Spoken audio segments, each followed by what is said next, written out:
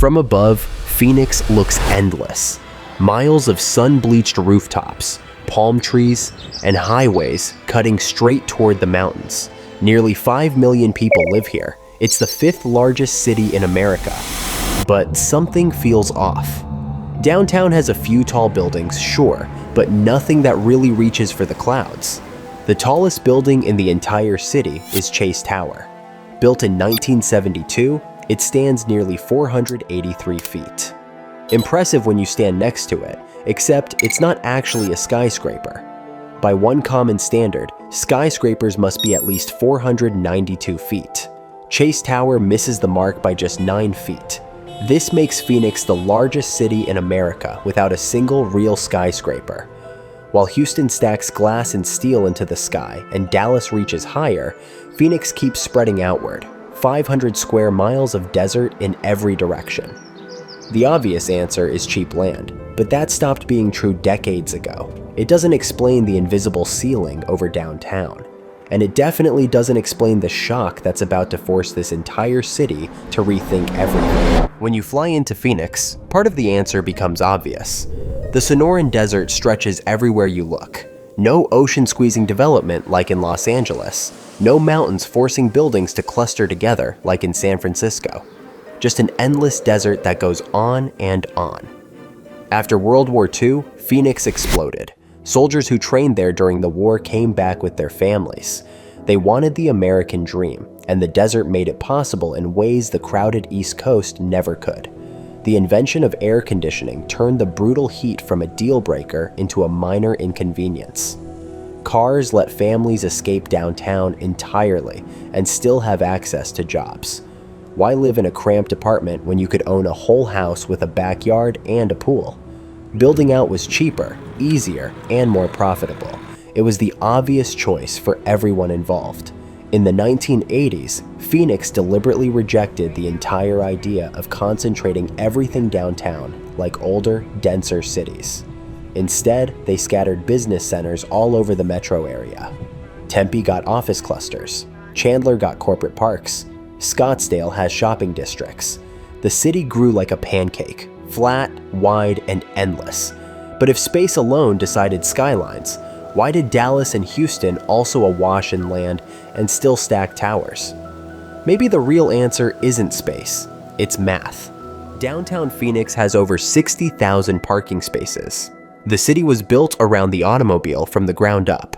For decades, zoning codes required developers to provide minimum parking for everything.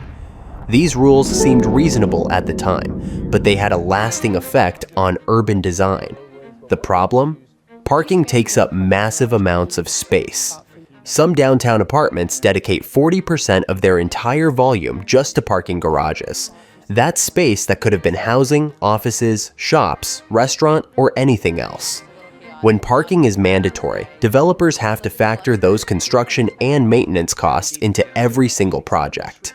Often, it makes more financial sense to build shorter, wider buildings with sprawling parking lots than to build tall, dense structures that require expensive underground or structured parking. Even after recent reforms, parking still comes before people in many city planning decisions. As long as cars remain the priority in urban design and parking is abundant and easy, true urban density will struggle to take root and flourish. And even if you can afford the structure, you still have to ask the Federal Aviation Administration for permission to touch the sky. Sky Harbor International Airport sits just minutes from downtown. When it was built, that seemed convenient and practical. Today, it's a major constraint on vertical growth. The Federal Aviation Administration has strict height limits around airports to keep flight paths clear and safe for takeoffs, landings, and emergencies. The closer you are to the airport, the lower you have to build.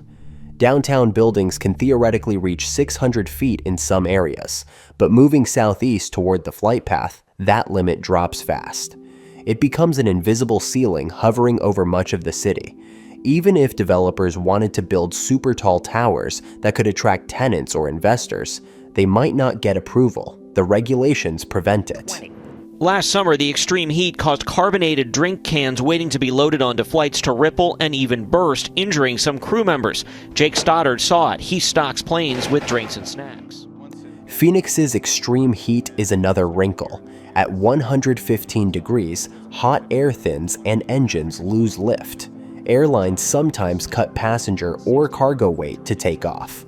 Taller buildings near the airport would only complicate flight operations further, especially during heat waves when efficiency matters. The outcome is a height cap that keeps Phoenix's skyline modest and low, no matter how much the city grows or how many people move there.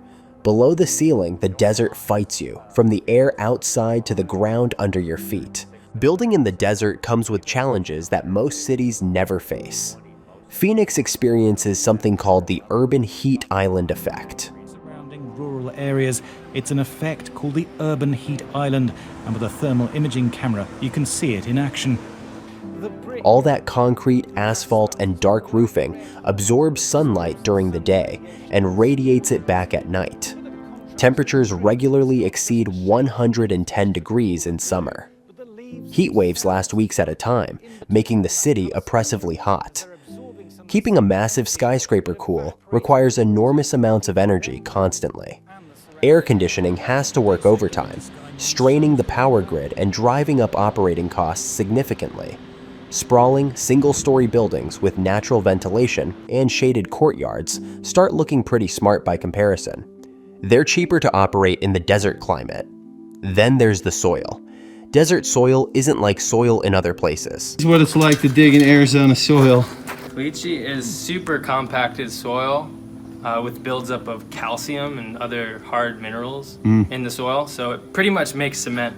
When we were digging, there's a rock-hard layer called caliche that forms naturally in dry climates. It damages construction equipment.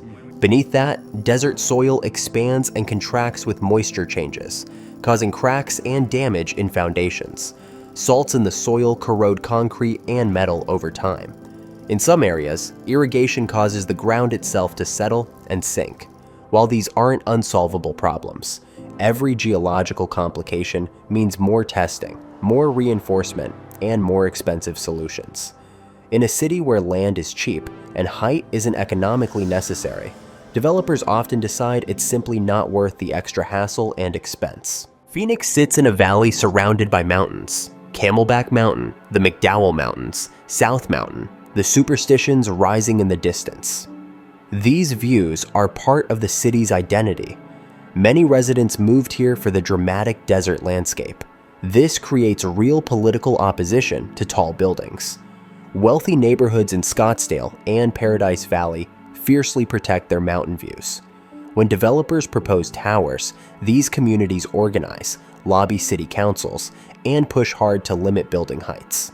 They argue that massive towers would ruin the natural beauty that makes Phoenix special. Phoenix residents value openness and nature over urban density. The idea of a Manhattan-style skyline filled with glass and steel towers feels wrong to many locals. They see sprawl as a defining feature of Phoenix life. The city's identity is tied to its horizontal nature, its connection to the desert, its evolution as a low, open place rather than a vertical one. That character matters to people, but none of that slowed Phoenix much until the water map did. For decades, Phoenix's growth strategy seemed unstoppable. There was always more desert to build on, always another subdivision to approve, always more room to expand. It felt infinite. Then, reality hit. Arizona passed a law in 1980 requiring developers to prove they had a 100-year water supply before building new subdivisions. For years, this seemed like a reasonable safeguard. Then, in June 2023, state modeling revealed that the Phoenix area had hit the limits of its groundwater supplies. The Arizona Department of Water Resources responded by banning new groundwater-based subdivisions on the urban fringe. The impact was immediate and dramatic.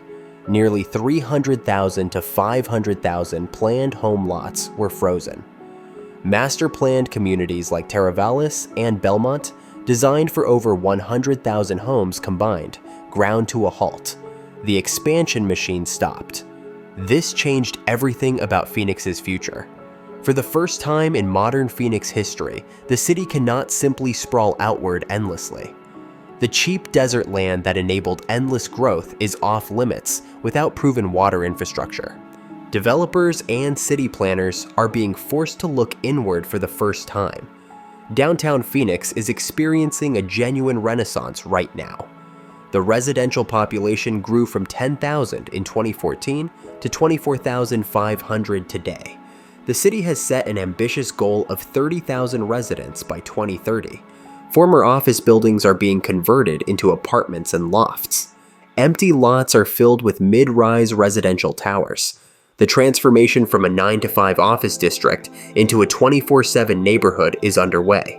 This density creates demand for restaurants, entertainment, and transit options. It builds the urban fabric that makes tall buildings finally make economic sense. The Astor Tower, approved and under construction, will stand at 541 feet. When it's finished, Phoenix will officially have its first real skyscraper. Phoenix's skyline is a choice repeated for decades about space, cars, views, and comfort. Cheap land beat deep foundations. Parking beat podiums. An airport flight path beat the urge to climb. And people who moved here liked it that way. Now the story is changing. Water rules, heat, and a new taste for walkable neighborhoods are nudging the city inward. Conversions, mid-rises, and a few true towers will come. But Phoenix won't turn into Manhattan. It'll add height where it makes sense near transit, on old parking, in pockets. So if you're still asking where are the skyscrapers, the answer is simple. Phoenix built a different dream. And even as it grows up a little, it's still growing out of the desert.